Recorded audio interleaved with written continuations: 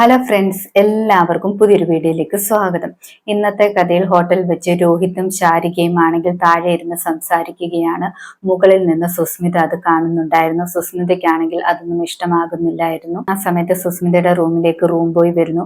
Room ബോയോട് പറയുന്നുണ്ട് ജനലിൽ കൂടെ താഴേക്കൊന്ന് നോക്കാനെന്ന്. അവർക്കാണെങ്കിൽ food കൊടുത്തോ എന്ന് ചോദിക്കുന്നുണ്ട്.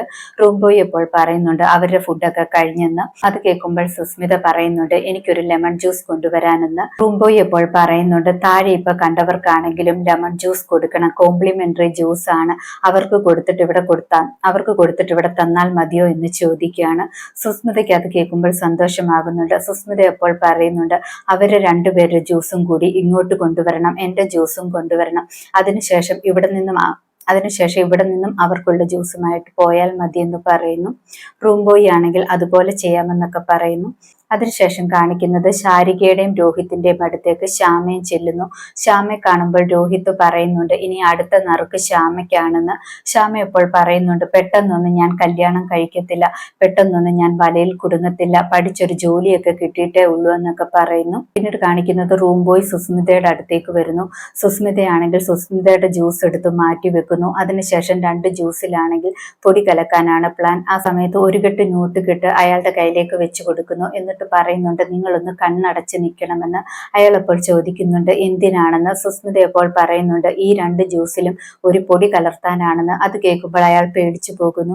അയാൾ പറയുന്നുണ്ട് എനിക്ക് കുടുംബമൊക്കെ ഉള്ളതാണ്, ജയിലിൽ പോകാനും കോടതിയിൽ പോകാനൊന്നും പറ്റത്തില്ല, കൊലപാതകമൊന്നും ചെയ്യാൻ പറ്റില്ല എന്നൊക്കെ പറയുന്നു.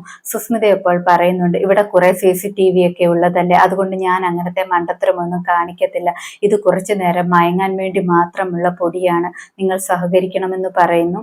സുസ്മിതയുടെ വാക്ക് കേട്ടിട്ട് അയാൾ സമ്മതിക്കുകയാണ്. രണ്ട് ഗ്ലാസ്സിലും സുസ്മിത പൊടി കലർത്തുന്നു. അതിനുശേഷം പറയുന്നുണ്ട് ശാരികയ്ക്കും രോഹിത്തിനും മാത്രമേ ഇത് കൊണ്ടു കൊടുക്കാവൂ, വേറെ ആർക്കും കൊടുക്കരുതെന്ന് പറയുന്നു. റൂം ബോയ് ആണെങ്കിൽ അവർക്ക് രണ്ടുപേർക്കും തന്നെ കൊടുക്കാമെന്ന് സമ്മതിക്കുന്നു.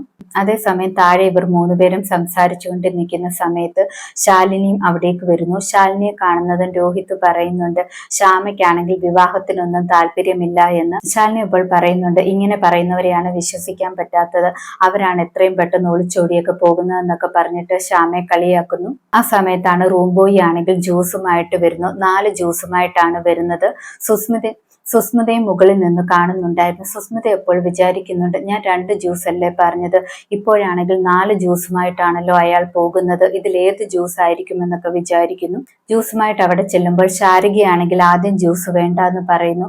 ആ സമയത്ത് ശാരികയുടെ ജ്യൂസ് ആണെങ്കിൽ ശ്യാമ എടുക്കുന്നുണ്ട്. ശ്യാമ എടുത്തു കഴിയുമ്പോൾ ശാരിക പറയുന്നുണ്ട് എനിക്ക് ജ്യൂസ് വേണമെന്ന്. അതിനുശേഷം ശാരികയും ജ്യൂസ് എടുക്കുന്നുണ്ട്. എല്ലാവരും ജ്യൂസ് എടുത്ത് കുടിച്ചിട്ട് നന്നായിട്ടുണ്ടെന്നൊക്കെ പറയുന്നു. സുസ്മിതയാണെങ്കിൽ മൊത്തത്തിൽ കൺഫ്യൂസ് ആകുന്നുണ്ട് ആരായിരിക്കും ആ ജ്യൂസ് കുടിച്ചതെന്നൊക്കെ ഓർത്തിട്ട്. അതിനുശേഷം റൂം ബോയ് ആണെങ്കിൽ സുസ്മിതയുടെ അടുത്തേക്ക് വരുന്നുണ്ട്. സുസ്മിത എപ്പോൾ അയാളോട് ചോദിക്കുന്നുണ്ട് നിങ്ങൾ ആർക്കാണ് ജ്യൂസ് കൊടുത്തതെന്ന്. അയാൾ അപ്പോൾ പറയുന്നുണ്ട് രോഹിത് ഉറപ്പായിട്ടും കുടിച്ചെന്ന് എനിക്കറിയാം, പക്ഷെ 3 പെണ്ണുങ്ങളിൽ ആരാണ് മറ്റേ ജ്യൂസ് കുടിച്ചതെന്ന് കൺഫ്യൂഷൻ ഉണ്ട്, അത് മാത്രം അറിയില്ല എന്നൊക്കെ പറയുന്നു. സുസ്മിത എപ്പോൾ ചോദിക്കുന്നുണ്ട് നിങ്ങൾ എന്തിനാണ് 4 ജ്യൂസ് കൊണ്ടുപോയതെന്ന്. അപ്പോൾ അദ്ദേഹം പറയുന്നുണ്ട് ഞാൻ ആദ്യം പോയപ്പോൾ 2 പേരെ ഉണ്ടായിരുന്നുള്ളൂ, പക്ഷെ പിന്നീടാണെങ്കിൽ 4 പേര് വന്നു, അതുകൊണ്ട് 4 പേർക്കും കൊടുക്കേണ്ടതായിട്ടുണ്ടല്ലോ, കോംപ്ലിമെന്ററി ജ്യൂസ് അല്ലേ എന്നൊക്കെ പറയുന്നു. ജ്യൂസ് ഒക്കെ കുടിച്ചു കഴിയുമ്പോൾ ശാരിക പറയുന്നുണ്ട് എനിക്ക് ഉറക്കം വരുന്നു എന്ന്. ആ സമയത്ത് ശാലിനി കളിയാക്കുന്നുണ്ട് ശാരിക ചേച്ചിക്ക് ഉറക്കം വരുന്നത് വേറൊന്നും കൊണ്ടല്ല, നാളെ കല്യാണമല്ലേ അതുകൊണ്ടായിരിക്കുമെന്നൊക്കെ പറഞ്ഞ് കളിയാക്കുന്നു. ശ്യാമ എപ്പോൾ പറയുന്നുണ്ട് രോഹിതേട്ടനുമായിട്ട് സംസാരിച്ചിരുന്നാൽ സമയം പോകുന്നത് അറിയില്ല, എന്നിട്ട് ചേച്ചി പോവുകയാണോ എന്നൊക്കെ ചോദിക്കുന്നുണ്ട്. ശാരിക എപ്പോൾ പറയുന്നുണ്ട് നിങ്ങൾ എന്ത് പറഞ്ഞാലും ശരി എനിക്ക് ഉറക്കം വരുന്നു, ഞാൻ പോവുകയാണെന്ന് പറഞ്ഞിട്ട് റൂമിലേക്ക് പോകുന്നു.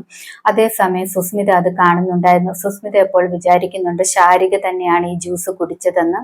ശാരിക പോയതിനു ശേഷം ശ്യാമയും ശാലിനിയും ആണെങ്കിൽ റൂമിലേക്ക് പോവുകയാണ്. ശ്യാമ പെട്ടെന്നാണെങ്കിൽ സുസ്മിത റൂമിലേക്ക് കയറി പോകുന്നത് കാണുന്നു. ശ്യാമയാണെങ്കിൽ ശാലിനിയോട് പറയുന്നുണ്ട് അത് സുസ്മിതയല്ലേ, എനിക്ക് സുസ്മിതയാണെന്നാണ് തോന്നുന്നതെന്ന്.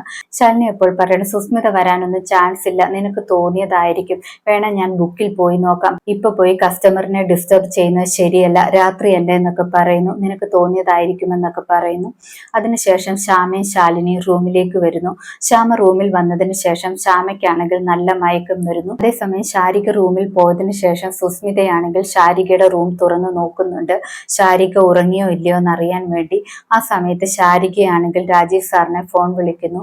രാജീവ് സാറിനോട് പറയുന്നുണ്ട്, ഞാൻ എല്ലാവരോടും കള്ളം പറഞ്ഞതാണ് എനിക്ക് ഉറക്കം വരുന്നെന്ന്, പക്ഷെ എനിക്ക് ഉറക്കമൊന്നും വരുന്നില്ല, സാറിനോട് സംസാരിക്കാൻ വേണ്ടി അങ്ങനെ പറഞ്ഞു വന്നതാണെന്നൊക്കെ പറയുന്നു.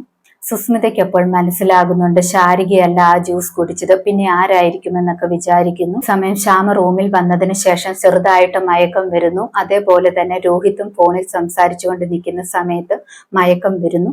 ഇതോടെ ഇന്നത്തെ കഥ അവസാനിക്കുന്നു. പുതിയൊരു കഥയുമായി വീണ്ടും കാണാം. താങ്ക്